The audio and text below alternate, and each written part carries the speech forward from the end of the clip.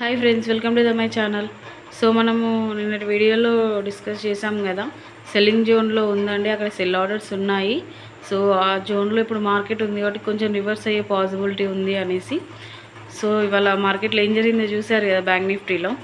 కాకపోతే ఒకటి మీరు అబ్జర్వ్ చేశారా, మనకి ఎఫ్ఎన్ఓలో ఇవాళ మోస్ట్లీ ఒక 150 to 200 రేంజ్లో ఎవరైనా పుట్ కానీ కాల్ కానీ ఈవెన్ ఎవరే టిప్స్ కానీ ఏమన్నా లేదంటే ఓన్ నాలెడ్జ్తోని బయింగ్ అండ్ సెల్లింగ్ చేసి ఉంటే కాల్ అయినా పుట్ అయినా మీరు ఒకటి గమనించారా, మ్యాక్సిమం 150 to 200 రేంజ్లో కాల్ ఉందనుకోండి, అది మ్యాక్సిమం ఒక 300 ప్లస్ వెళ్ళింది.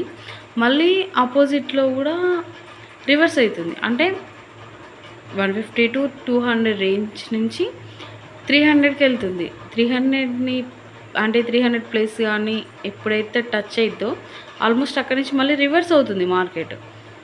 అంటే ఎక్కువ పర్ఫార్మెన్స్ అనేది ఇవ్వలేదు. ఎందుకు అంటే మార్కెట్లో వోల్టాలిటీ అనేది స్టార్ట్ అయింది. దేనికి? ఎలక్షన్ రిజల్ట్ అనేది దగ్గరికి వస్తుంది.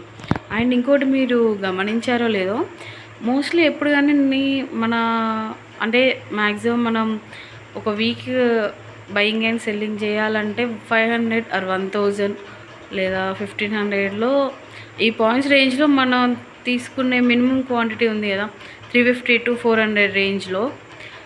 ఆ క్వాంటిటీ అనేది నెక్స్ట్ వీక్ ఎక్స్పైరీకి ట్రై చేస్తే అసలు అవి కనబడట్లేదు. ఎందుకంటే మరీ చాలా అంటే చాలా హైలో ఉన్నాయి అబ్బా ప్రైజెస్ అయితే. సో దీనివల్ల ఏంటి అంటే ఇంపాక్ట్ అనేది కంపల్సరీ నెక్స్ట్ వీక్ అంటే మన బ్యాంక్ నిఫ్టీ ఎక్స్పైరీ కాదు, నెక్స్ట్ వీక్ యొక్క closing candle Monday to Friday. Okay, ఆ మండే టు ఫ్రైడే పడే ఆ క్యాండిల్ చాలా ఇంట్రెస్టింగ్గా ఉంటుందండి. ఎందుకంటే అంత వోల్టాలిటీ ఉంది మార్కెట్లో, బయింగ్ అయినా సెల్లింగ్ అయినా. ఎందుకంటే మోస్ట్లీ ఇవాళ 49,142లో క్లోజ్ అయింది మార్కెట్. మీరు ఒకసారి గమనించండి వీడియో చూసినాక. నెక్స్ట్ వీక్ ఎక్స్పైరీకి మినిమం 52,000 దగ్గర తప్పించి, అంటే ఆ లెవెల్లో మాత్రమే 200 రేంజ్లో ఉంది. అంటే mostly 2000 points, 3,000 points, mostly 300 points రేంజ్లో కాల్ అండ్ పుట్ అనేది 350 to 400 రేంజ్లో దొరుకుతుంది. అంటే ఇది అసలు చాలా బిగ్గెస్ట్ అండి. అసలు నేను ఉన్న ఈ 5 yearsలో నేను ఎప్పుడు ఇంత లిమిట్లో ఎప్పుడు నేను చూడలేదు అసలు. మ్యాక్సిమం 500, 1000, 1500, రేర్గా అంటే చాలా రేర్గా 2000 పాయింట్స్. కానీ ఈసారి ఏమైందంటే ఇవాళ ట్యూస్డే కదా, మీరు ఒకసారి వీడియో చూసినాక మీరు చూడండి. నెక్స్ట్ వీక్ June 5th మన ఎక్స్పైరీ ఉంది బ్యాంక్ నిఫ్టీది. అందులో ప్రైజెస్ 52,000కి ప్లస్లో 150 to 200 రేంజ్లో ఉంది ఒక్క ప్రైస్. అంటే మోస్ట్లీ కాల్ పుట్ అలాగే ఉన్నాయని పుట్ సైడ్ చూసినా సేమ్ అదే ఉంది. అంటే ఎటు చూసుకున్నా కూడా ఇప్పుడు ఇవాళ క్లోజింగ్ అయిన 49,000 నుంచి ఒక 3,000 points call side, put side ఉంది. అంటే 6,000 పాయింట్స్. ఇది అంత ఆషమాషి కాదు. ఎందుకంటే ఎంత వోల్టాలిటీ మార్కెట్లో ఉంది అంటే ఎలక్షన్ ప్రెషర్ అది మన మార్కెట్ అనేది ఇప్పుడు తీసుకుంటుంది. అది పాజిటివ్ అయిద్దా నెగిటివ్ అయిద్దా తెలీదు. కాకపోతే ఒక డిఫరెంట్ క్యాండిల్ అయితే పడుతుందని నేను అనుకుంటున్నాను. అఫ్కోర్స్ క్యాండిలే, కాకపోతే ఏంటి అంటే అది అసలు ఎవరు ఊహించని కనివిని అనేటట్టుగా పడుతుందని నేను అనుకుంటున్నానండి. అండ్ ఇంకోటి ఏంటంటే ఇప్పుడు మనకి రేపు బ్యాంక్ నిఫ్టీ ఎక్స్పైరీ ఉంది. అఫ్కోర్స్ నేను కాల్ ఇద్దామని అనుకున్నాను, కానీ కాకపోతే ఏమైందండి, అంత వోల్టాలిటీని చూసిన తర్వాత ఈ టైంలో మనము తీసుకోవడం ఎందుకు అనిపించింది. ఎందుకంటే మ్యాక్సిమం మనము బ్యాంక్ నిఫ్టీ ఎక్స్పైరీ రోజు సేఫ్లో చేస్తాము చాలా వరకు. సో మన అనవసరంగా పెట్టి మళ్ళీ లాస్ అయితే ప్రాబ్లం. ప్రాఫిట్ వస్తే అఫ్కోర్స్ అది కూడా డిఫరెంటే. ప్రాఫిట్ సబ్బా కాల్ తీసుకుంటే బాగుండు కదా, ప్రాఫిట్ వచ్చు అనిపిస్తుంది. కాకపోతే ఏంటంటే మనకి ఇక్కడ లాస్ కూడా అంతే ఉంటుంది. ఎందుకంటే ఇదేం సేఫ్ ట్రేడింగ్లో ఉండదు ఈ రేపు ట్రేడింగ్ అనేది. అందుకే నేను సేఫ్ ట్రేడింగ్ లేదు అనేసి నేను ఇలాంటి కాల్ అనేది ఫోర్స్ చేయలేదండి. అండ్ ఇదంతా కూడా కేవలం నా నాలెడ్జ్ని మాత్రమే మీతో షేర్ చేసుకుంటున్నాను. క్యాండిల్స్ని రిప్రజెంట్ చేసుకుంటూ మన ఎఫ్ఎన్ఓలో ఎలా ట్రేడ్ చేయాలి, ఎలాంటి ప్రైజెస్లో. ఇందులో ఒకటి ఏంటి అంటే డిఫరెంట్ ఉంటుంది. నాది ఏంటంటే సేఫ్ ట్రేడింగ్లో నేను కాల్ పుట్ అనేది బై చేస్తాను కొన్ని పాయింట్స్ రేంజ్లో. ఓకే, 500 కానీ 1000 కానీ 1500.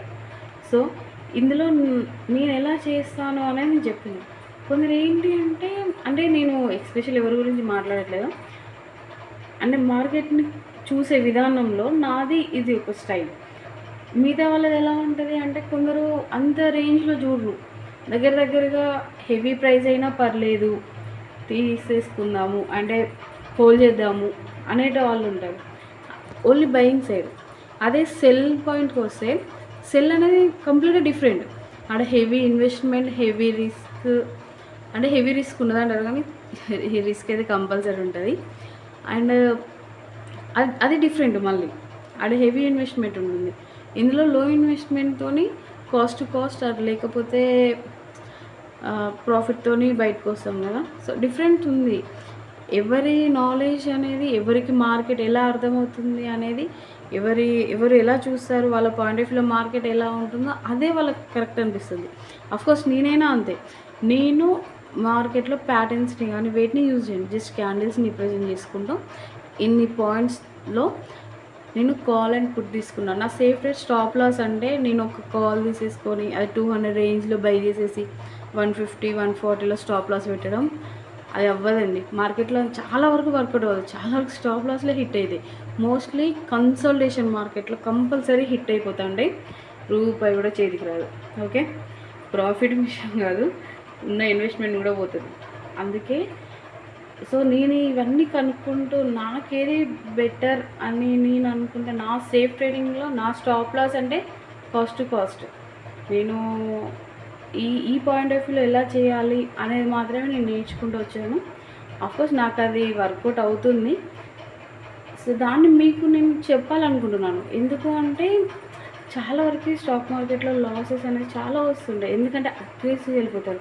మార్కెట్ అగ్రెసివ్ ఉంది అని మనం అగ్రెసివ్ వెళ్ళొద్దు, లిమిట్ ఉంటుంది మార్కెట్కైనా మనకైనా. ఓకే, వాటిని మనం క్రాస్ చేసి వెళ్ళినామంటే ఖచ్చితంగా లాసెస్ చూడాల్సిందే అప్ప.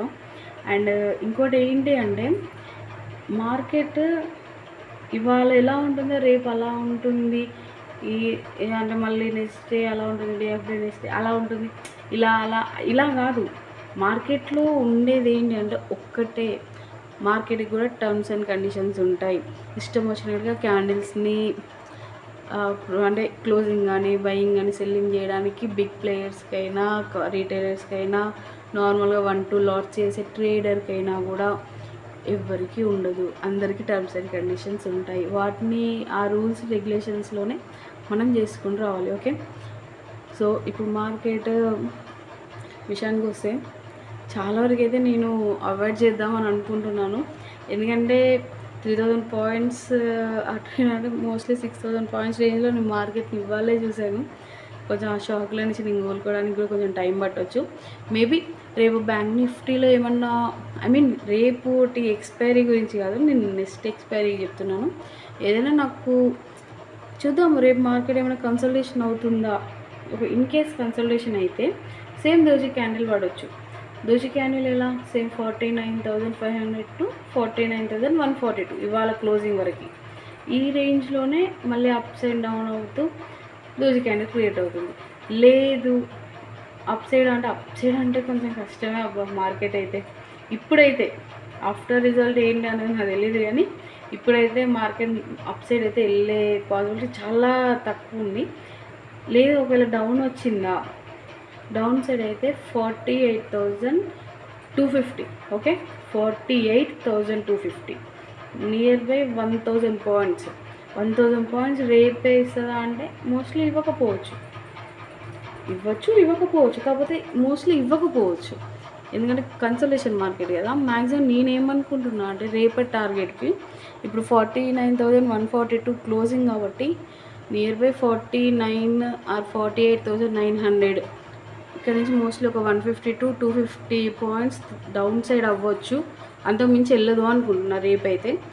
సో ఈ 150-200 కోసం మనం ఇన్వెస్ట్మెంట్ చేయాలా అంటే అంత ఎందుకో రీజనబుల్గా అనిపించట్లేదు. మళ్ళీ రేపు ఎక్స్పైరీ ఉంది. ఎక్స్పైరీ రోజే మనం ఎందుకండి ప్రాఫిట్ వచ్చిందని పోగొట్టుకోవడం, లేదంటే ఇన్వెస్ట్మెంట్ లాస్ అవ్వడం. చూద్దాం, నెక్స్ట్ వీక్ ఏమైనా పాసిబిలిటీ ఉంటే నేను పోస్ట్ చేస్తాను.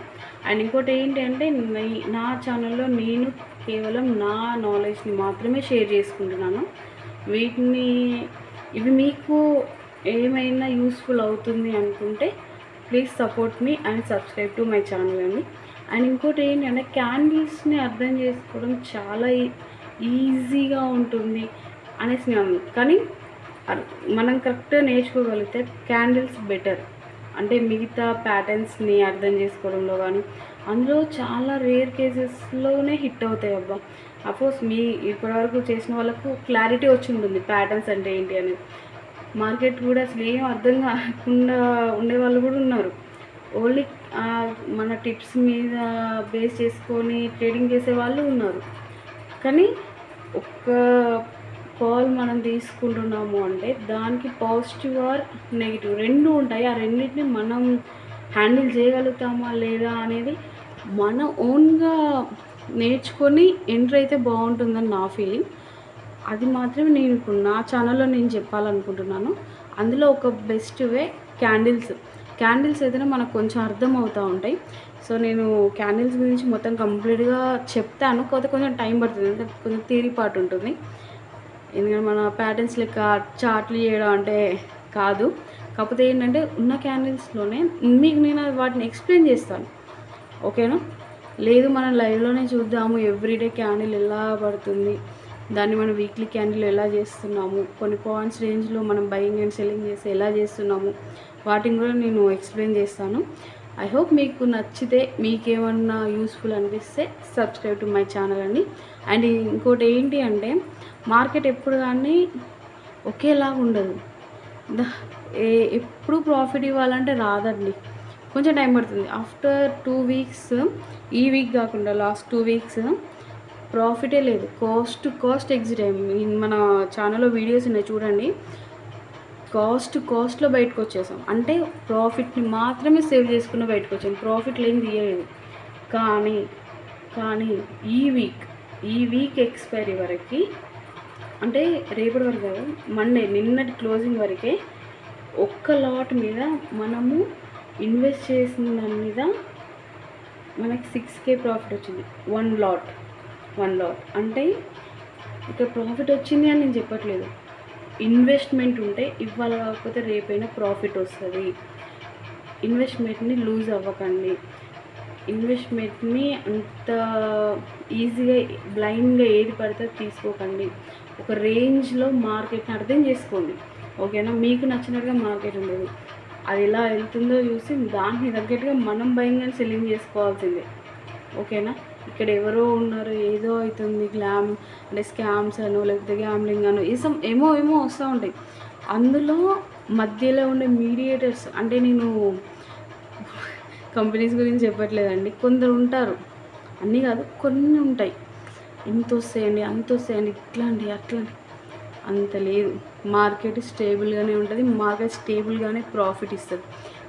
ఎలాంటి వాళ్ళకి ప్రాఫిట్ ఇస్తుంది అంటే, మార్కెట్ని మనం అర్థం చేసుకున్నాం, మనం స్టేబుల్గా ఉండాలి. మనకి ఎంత పేషెన్సీ ఉంటే మనం అంత ప్రాఫిట్ అనేది గెయిన్ చేయడానికి ఉంటుంది. మనం అగ్రెసివ్ అయ్యామండి మార్కెట్లో, అది మనల్ని ఇక వద్దులేండి. సో మార్కెట్ ఏంటి అంటే ఇది.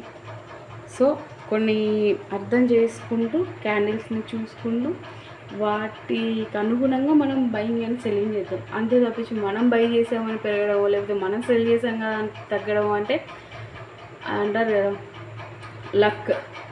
ఆ లక్ అంతగానో ఉన్నదనేసి నేనైతే ఇప్పుడు అనుకోను. ముఖ్యంగా స్టాక్ మార్కెట్లో లక్ అంటే అది కొంచెం నార్మల్గా 99% లక్ అనేది పనిచేయదు. అంటే స్టాక్ మార్కెట్ అయినా కాదు, ఎక్కడైనా, ఏ సెక్టర్ అయినా, దేనికి సంబంధించిన మనం చేసే ఏ బిజినెస్ అయినా, ఏదైనా కూడా అందులో మనం కష్టపడాలి, మనం దాని గురించి తెలుసుకొని ముందుకు రావాలి తప్పించి దాని తర్వాత అది వేయాలంటే అది అవ్వదు, ఓకేనా? మనం నేర్చుకుంటూ దాన్ని. ఇప్పుడు నేను ఎందుకు చెప్తున్నాను అంటే, డైలీ దాంట్లో చెప్పొచ్చు, కాకపోతే ఏంటంటే ఒక కాల్ ఇస్తాము, కాల్ ఇచ్చి ఇది ఇంత పెరుగుతుంది అంటాము. ఒకవేళ పెరగలేదనుకో స్టాప్ లాస్ హిట్ అయింది అంటాం. చెప్పిన వాళ్ళు మంచిగానే ఉంటారు. మరి అక్కడ ఇన్వెస్ట్ చేసిన వాళ్ళ పరిస్థితి, ఆ లాస్ అయిన మనీ ఎవరిది? ఆ లాస్ని ఎలా రికవరీ చేస్తారు? దానికి ఎవరు మళ్ళీ చెప్పాలి? అవి ఎవరు చెప్పరు. అదే ఎప్పుడన్నా ఇట్లాంటి ఉంటాయి చూసారా, ఒక మంచి క్యాండిల్ 200 to 1000 ఇట్లా వెళ్ళింది కదా, ఇలాంటి క్యాండిల్ చూసేసి మీ ఇచ్చిన కాల్స్ అని ఇలా ఉన్నాయి, హిట్ అవుతున్నాయి అని చెప్పే వాళ్ళ సంఖ్య పెరిగింది మన దాంట్లో, స్టాక్ మార్కెట్లో. మళ్ళీ ఇక్కడ మన ఇండియాలోనే ఎందుకు ఇలా ఉంది అంటే, మన దగ్గర ప్రాపర్ నాలెడ్జ్గా క్యాండిల్స్ గురించి కానీ స్టాక్ మార్కెట్ గురించి చెప్పేవాళ్ళు లేరు. ఓకేనా, చెప్తే వినేవాళ్ళు అసలే లేరు. చాలా అంటే చాలా రేరు. మళ్ళీ అందులో ఏమైందంటే ఆఫ్టర్ కోవిడ్ కూడా చాలామంది అంటే జాబ్స్ ఆ టైంలో ఇబ్బంది అయ్యి స్టాక్ మార్కెట్లో ఏమన్నా వస్తాయేమో అనేసి ఉన్న పైసలన్నీ తీసుకొచ్చి అలా పెట్టడం, ఎవరు చెప్తే వాళ్ళు ఏ వస్తే ఇటు అటు అనగానే నమ్మేసి పెట్టేయడం అని పోయిన వాళ్ళు చాలామంది ఉన్నారు. అఫ్కోర్స్ అంతకుముందు కూడా ఉన్నారు, కానీ ఆఫ్టర్ కోవిడ్ ఆ సంఖ్య బాగా పెరిగిపోయింది. అంటే కనీసం నాలెడ్జ్ కూడా లేకుండా జస్ట్ టిప్స్ ఇచ్చారనో, లేకపోతే వాళ్ళు ఇచ్చిన యాడ్స్, లేకపోతే వాటిని చూసి అట్రాక్ట్ అయ్యి వచ్చే వాళ్ళే ఎక్కువ ఉన్నారు. లైవ్లో ప్రాఫిట్ తీసి చూపించే వాళ్ళు చాలా రేర్ అండి. అలాంటి వాళ్ళు ఉన్నప్పుడు మనం వాళ్ళని మిస్ చేసుకోవద్దని నేను అనుకుంటాను. అండ్ అందులో నా ఛానల్ ఉందనేసి కూడా నేను అనుకుంటున్నాను. ఐ హోప్ మీకు అది అర్థం, అంటే మీకు అలా అనిపిస్తే ఐఎమ్ హ్యాపీ. అండ్ ఇంకోటి ఏంటి అంటే, మన దాంట్లో కంటెంట్ ఒకటే, మన 2 మాటలు కాదు, ఒకటే కంటెంట్. క్యాండిల్స్ నేర్చుకోవాలి, అందులో ఎఫ్ఎన్ఓలో ఎలా అప్లై చేయాలి, ఆ ఎఫ్ఎన్ఓలో అప్లై చేసే టైంలో ఏ రేంజ్లో మార్కెట్లో ఉండాలి, ఏ ప్రైజెస్లో మాత్రమే తీసుకోవాలి. ఓకే, వీటి గురించి మాత్రం మనం అనలైజ్ చేద్దాము. మీకు నచ్చితే లైక్ చేయండి అండ్ సపోర్ట్ చేయండి. Thank you.